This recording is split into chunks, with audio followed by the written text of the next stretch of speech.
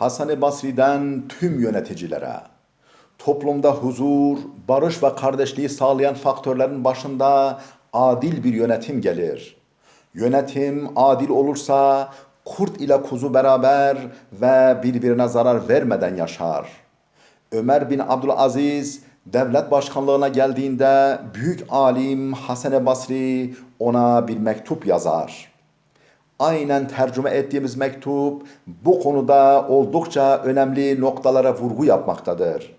Herkes küçük dünyasında en büyük yönetici olduğuna göre mektupta hepimiz için ayrıca dersler vardır. İbretle dinleyelim. Bil ki ey müminlerin emiri, Allah adil yönetici, her eğriliğin gidericisi, her sapmanın önleyicisi ve her bozukluğun düzelticisi yapmıştır. O her mazlumun medetkarıdır. Her feryat edicinin sığınağıdır. Adil yönetici, ey müminlerin emiri, develerine karşı son derece şefkatli bir çoban gibidir. Onlar için en güzel mer'alar araştırır. Onları her türlü tehlikeden sakındırır. Yırtıcı hayvanlardan korur. Soğuk ve sıcağın sıkıntılarından muhafaza eder.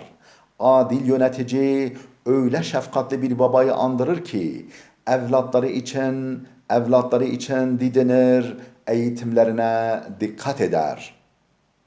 Hayatı boyunca onlar için kazanır. Biriktirdiğini de vefatından sonra onlara bırakır. Adil yönetici evladına karşı yüreği şefkat, iyilik ve merhamet dolu bir anne gibidir ki sıkıntıyla karnında taşıdığı binbir güçlükle dünyaya getirdiği yavrusunu küçükken büyütür. Uykusuzluğuyla uykusuz kalır. Uykusu kaçar. Rahatlığıyla rahatlar, sinesinden emzirir, esenliğinden dolayı sevinir, hastalandığında üzülür. Adil yönetici vücutta kalp gibidir. O düzgünse vücut düzgün, hastaysa vücut hastadır. Adil yönetici Allah ile kulları arasında durup Allah'ın buyruklarını önce kendisi dinler. Sonra onlara da duyurur. Allah'ı gözetir, onların da gözetmelerini sağlar. Allah'a boyun eğer, onların da itaat etmelerine yardımcı olur. Ey müminlerin emiri, öyle bir hizmetçi gibi olma ki, efendisi ona itimat etmiş, malını ve çoluk çocuğunu kendisine emanet etmiş. O ise malı çarçur, çoluk çocuğu da perişan etmiş. Ailesini yoksullaştırmış, malını ise darmadağın eylemiş. Bil ki Allah yasaklarını kötülük ve pisliklerden sakındırmak için koymuştur. Bunları herkese uygulaması gerekenin kendisi çiğnerse ne olur? Allah cezaları kullarına hayat vermek için koymuştur. Onların hakkını alması gerekenin kendisi katilleri olursa ne olur?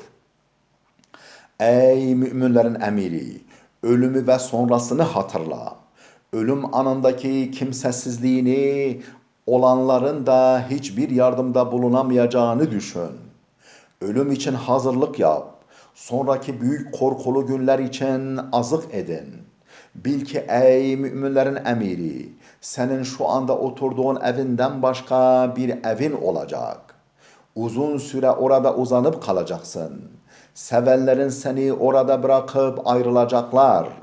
Kabir çukuruna yalnız ve kimsesiz olarak teslim edecekler. Orada sana dostluk edecek şeyler edin. O gün kişi kardeşinden, annesinden, babasından, eşinden ve çocuklarından kaçar. Kabirlerde olanlar diriltilip dışarı atıldığı zaman sinelerinin içinde bulunan her şey derlenip ortaya konulduğu zaman ayetinin belirttiği günü de hatırla. O gün tüm sırları ortaya çıkacak. Amel defteri ne küçük koyar ne büyük, yazılmadık hiçbir şey bırakmaz. Şu anda ey müminlerin emiri, ecelin gelip tüm ümitlerinin kesileceği güne kadar sana süre tanınmaktadır. Ey müminlerin emiri, Allah'ın kulları üzerinde cahiller gibi hükmetme. Onları zalimlerin sevk ettiği gibi sürükleme. Kendilerini bir şey sanan güçlüleri zayıflara musallat etme. Öyleleri müminler hakkında ne ahit, ne yemin, ne hukuk hiçbir şey gözetmezler.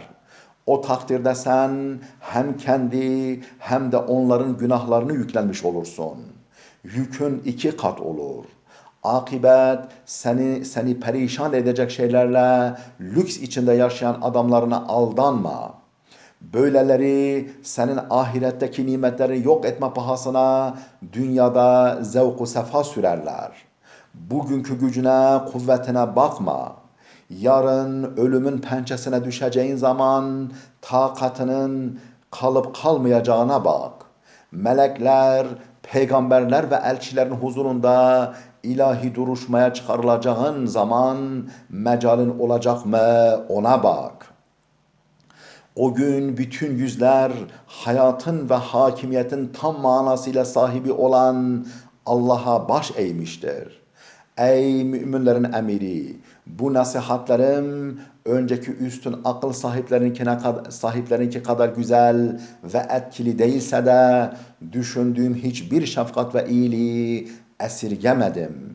Benim sözlerimi çok sevilen bir kimseye şifa ve sağlık arzusuyla sunulan acı bir ilaç gibi kabul et. Allah'ın selam, rahmet ve bereketi üzerine olsun. Et-Tergib ve Terhib cilt 3 sayfa 465-466